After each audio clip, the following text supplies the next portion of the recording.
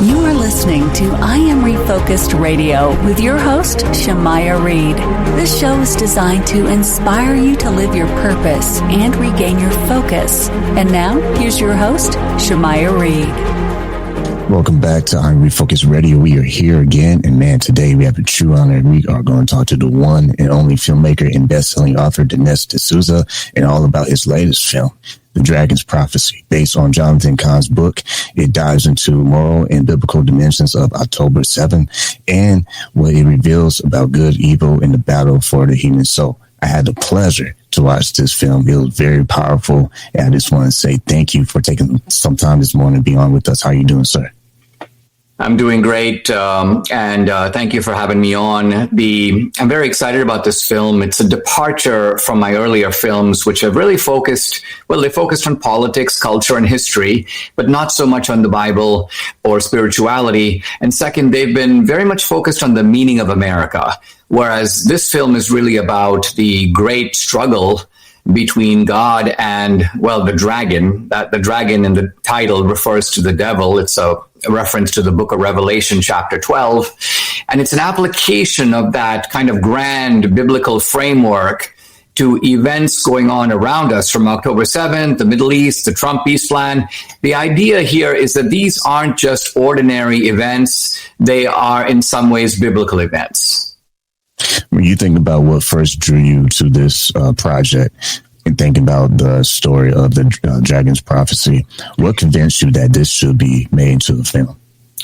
A decade ago, I did a series of debates about God versus atheism against prominent atheists, people like Christopher Hitchens, Richard Dawkins. I wrote 3 books on Christian apologetics, but interestingly, I was not familiar with the very recent advances in biblical archeology, which have the impact of supporting the historicity of the Bible. In other words, for many, many centuries, you got these figures in the Bible, Pontius Pilate, the prophets Isaiah or Jeremiah, King David, and they were in the Bible, but they were only in the Bible. You couldn't find them attested externally until now. We have seen coming out of the ground coins and stone inscriptions and clay seals, all kinds of artifacts. And suddenly figures out of the Bible are jumping out of the Bible, like into the pages of history along the pathway of archaeology. So I was very excited by all this. Then comes October 7th.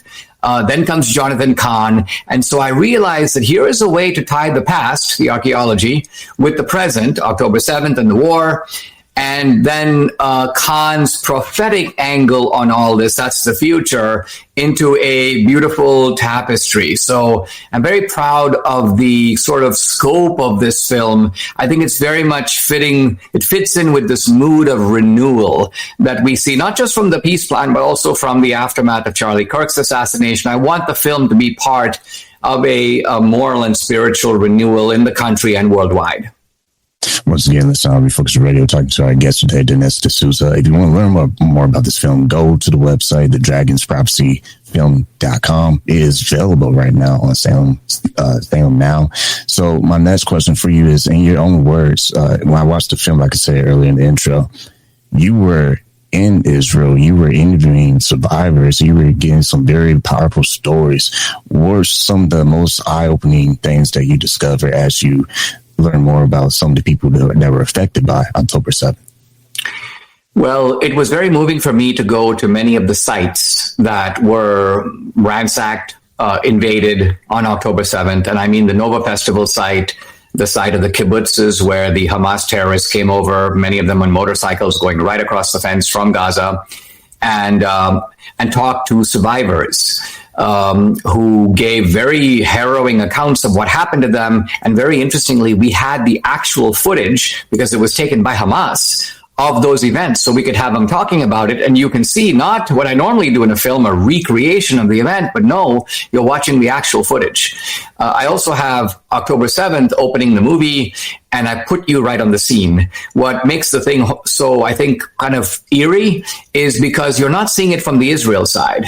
You're seeing it from the Hamas side, because Hamas was the one that took the footage. They live streamed some of it. We have all of it. We excluded some of the most brutal footage, but we have enough in there where you really get a feeling of what it was like. And then we pull back and look at these events in their wide significance. Political questions like whose land is it? The critique that Israel is like a colonizing power, the claims now from some of these people on the right who are very anti-Israel, anti-Jewish. We take all of that on. The film is very timely in a way, but it's also timeless because it doesn't get stuck in the mud. It is able to look at things in a kind of broad perspective, and there are biblical passages brought up, as you know, having seen it up on the screen, so that things aren't just asserted about the Bible. You can actually see them, and we use, by the way, cutting edge AI to illustrate some of the ancient scenes, like the pilgrimage road where Mary and Joseph lost Jesus. You can kind of see what that was like. I'm standing archaeologically in the ruins of it, but then through AI, you see what that was actually like in the 1st century AD. And when you think about protests that it still goes on even to today, even from starting of October 7th, people protesting from the river to the sea, you break that down in the film as well, the meaning behind that. If you can, for our audience, what is the meaning of that from the biblical context?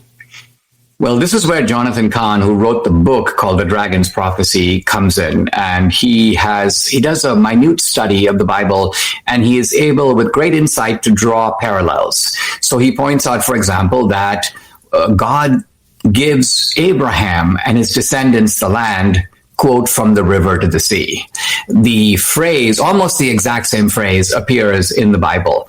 And yet that phrase is now inverted to imply that Israel should exit the land from the river to the sea, and all that land belongs to the Arabs, who have decided really very much in recent years to call themselves Palestinians.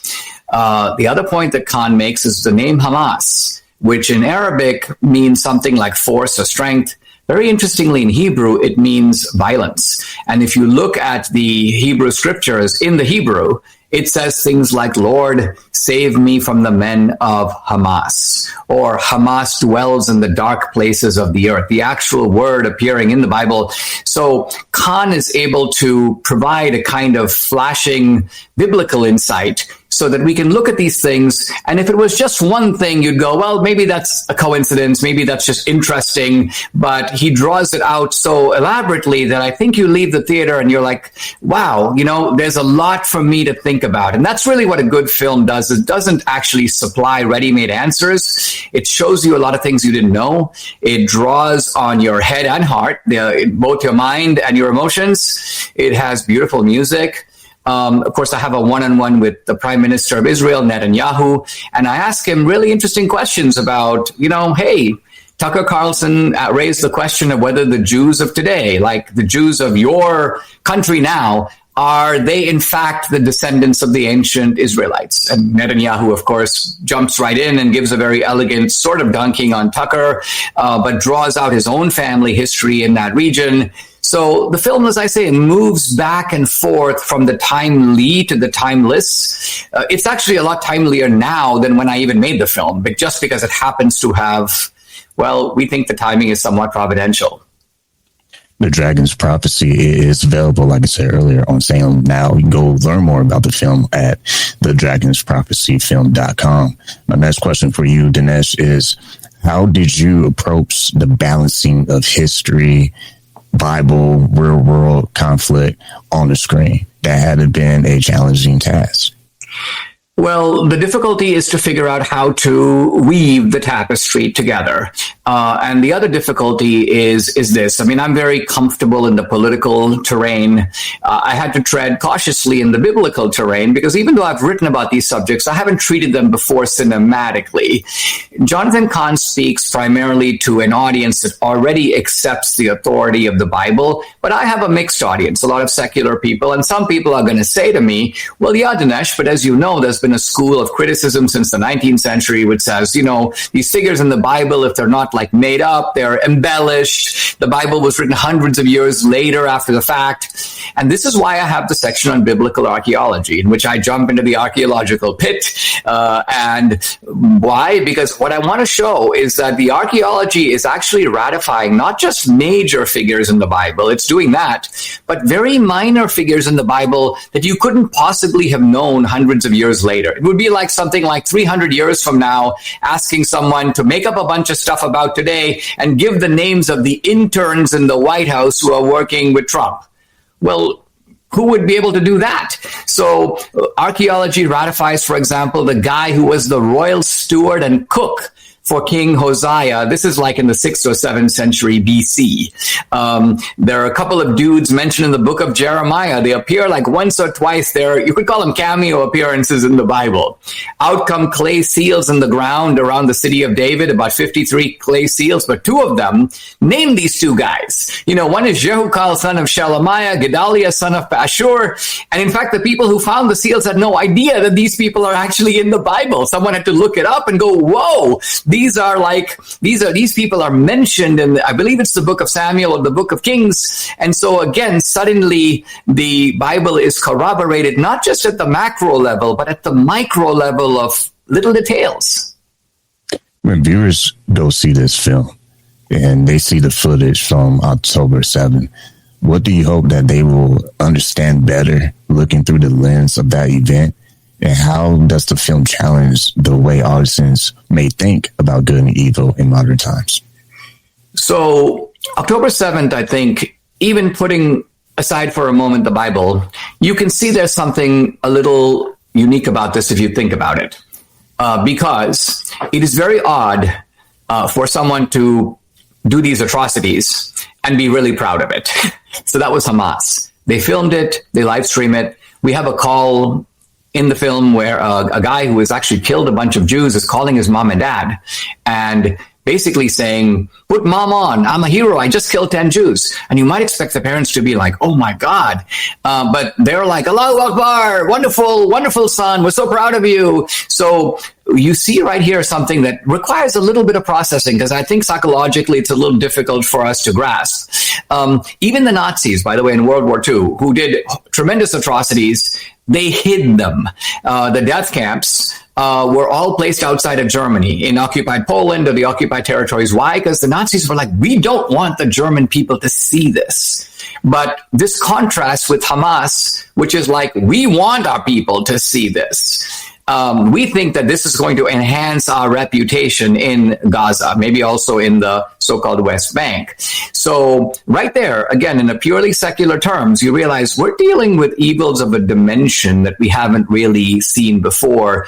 This requires some natural explanation. And if the natural explanation is inadequate, well, maybe we need a supernatural explanation. You mentioned earlier talking to Netanyahu and other great figures in the film as well, including Mike Huckabee. When you think about and reflect on some of the insight they were able to gain from those conversations, are there any things that kind of stick out more than a lot? Well, this sticks out with me. So one of the ways I get people to open up in a conversation is I hit them with a question that they would never expect. So my question for Netanyahu was, what's your take on Jesus? So I recognize this is a little bit of an explosive question. I'm asking a Jew who's the head of a Jewish state to comment on like the most famous Jew of all time, right? And you could see that Netanyahu, there's like a look of surprise comes across his face, but he quickly recovers, and he actually says something extremely interesting. He emphasizes the Jewishness of Jesus. Jesus is Yeshua. His mom is Miriam. His dad is Yosef. Jesus is, he keeps the Jewish holidays. He bathes in the pool of Siloam, the ritual bath in the city of David. He walks up the pilgrimage road to the temple. So what this represents for me, and I think it's kind of new, you wouldn't have gotten this from Netanyahu 10 years ago, is an attempt on the part of the state of Israel to embrace Jesus and Christians, not theologically, but culturally and historically. They're saying he's one of us. And so there's a bridge building effort here on the part of Netanyahu, which I really appreciate, because I think Christians have strongly supported Israel. Of course, a lot of people are now saying, well, the Jews don't like us. They reject Jesus. They kill Jesus. Now, here's my point about all that. First of all, we are hearing from some people on the right that the Jews of today are not the Jews of the Bible. They're not descended from those Jews. And my point is, all right, let's say that's true. It's not true, but let's say it's true. How can you blame the Jews for killing Jesus? If the Jews of today have nothing to do with the Jews of the Bible, they have no responsibility whatsoever for killing, and yet you continue to maintain that they did. So we're seeing, I think, in our time, from the left and from the right, some rather disturbing currents of anti-Semitism. I'm very reluctant to use that word. I carefully define it in the movie as judging Jews and Israel by a standard that you would never apply to anybody else. That's the kind of like working definition of it. So the movie, I think, is very careful in the way that it deals with these issues. It's also careful in the way it treats the Bible. There are a lot of people who will look at the book of Revelation and they'll go, this is what's going to come first, and then 3 days later, this is going to happen, and then 7 years later, this is going to happen. We don't do that, because I think the book of Revelation is too mystical. It's too veiled to be able to say this stuff with high degree of certainty. And maybe we're not supposed to know it in that kind of detail. So we touch upon like the big landmarks, like the return of the Jews to their ancient homeland. That's predicted in the Bible. That's a big one. And hey, that happened. So we can verify it. We can corroborate the prophecy with our own eyes. I want to thank you for sharing the website, by the way. It is thedragonsprophecyfilm.com. The film is now in streaming. It's also streaming, by the way, on Rumble. And it is also available on DVD. So I think it's a film that you should see. It will have a profound effect on you, and it will really leave you thinking. And I also hope it'll leave you spiritually edified. It's a film that takes you to some dark places, which you alluded to, October 7th, like the MO of the dragon. But it doesn't leave you there. It leaves you on a note of restoration, unity, renewal. So ultimately, I think the film is something that will leave you with it has very positive things to give you at the end. And for those who are just tuning in, talking to our guest today, Dinesh D'Souza, one quick question for you again is, when you think of viewers, people that might feel skeptical of prophecy or religion, what do you hope this film could trigger and maybe make them pause and think twice? What the film does is it brings in the prophetic insights, but it does so in a manner that you can observe for yourself. And so, for example, it is prophesied that in the end times, there will be a massive resurgence of hatred and violence toward the Jews. Why? For the simple reason that if the Jews are the chosen people, who do you think Satan is going to target except them? But not only them. Why? Because in addition to the Jews, you have what can be called the spiritual Israelites, the people who have been engrafted into the covenant. This is the Christians. And so again, if the Bible is right, there will be an attack not only on the Jews, but there will be rising tides of persecution against Christians occurring in the world. So then the film just says, all right, let's look around the world and see if that's happening. Because if it's not happening, then we probably are not approaching the end times. But if it is happening, you might want to think how a book written centuries, if in some cases thousands of years ago, could have anticipated and foreseen these momentous events that we happen to see occurring all around us. So this is the tone in which the film approaches these topics. And for this reason, I think it appeals to Christians, to Jews, and to secular people alike. Last quick final question for you is, at the end of the film, there is a powerful call to action for Jews and Christians. If you can, for our audience, what do you think that would look like in everyday life? Jonathan Cahn makes the point that in some way things are going back to the beginning. The Palestinians, they're not genetically the same people as the Philistines. The film never claims that, but they have taken the ancient name of the Philistines, and they use the barbaric tactics of the Philistines. And so the people of Israel now have had to put on armor. I mean, it's very interesting to be in Israel. You have 19-year-olds and 20-year-olds with battle gear. They're holding these machine guns. So Israel has had to go back to the way it was like in 3000 BC. And the message of the film is that Christians need to do that too. Why? Because some of these radical Islamists, they still have the force of Islam's original revelation. It's almost like the part of them lives in the 7th century. Well, the message to Christians is a little part of us needs to live in the 1st century AD, meaning we need to have some of the fervor and the zeal of the Christians in the book of Acts, who are like on fire for the Lord, eager to spread the message, putting on the spiritual armor, willing to take on the dragon, unafraid of taking sides in the battle of good and evil. So this is where the film is going. It's ultimately not even so much a film about what's happening over there. It's about what is happening in the great clash for your human soul and the importance of you making a decision and siding with good versus evil, siding with God over the dragon. Been talking to Dinesh D'Souza here on Refocus Radio. Make sure you go support the project, The Dragon's Prophecy. Go to the website, thedragonprophecyfilm.com. It is available streaming on sale now. Like always, I want to say to you, sir, thank you for your time. I really appreciate it.